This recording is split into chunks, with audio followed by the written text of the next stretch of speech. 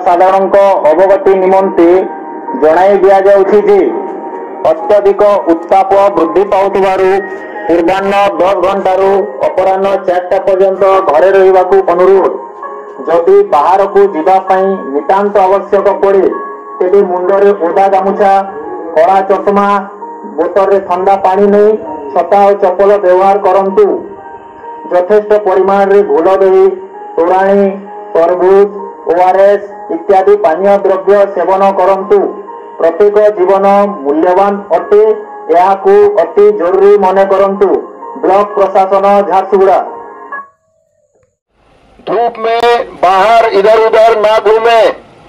सब लोग आश्रय रेस्ट शेल्टर में आश्रय ले और प्रचुर मात्रा में पानी पिए, ओआरएस का सेवन करें। किसी भी तरह का इमरजेंसी होने पर मैनेजर्स ऑफिस में सनस्ट्रोक रिलीफ सेंटर का स्थापना किया गया है, वहां पर संपर्क करेंगे।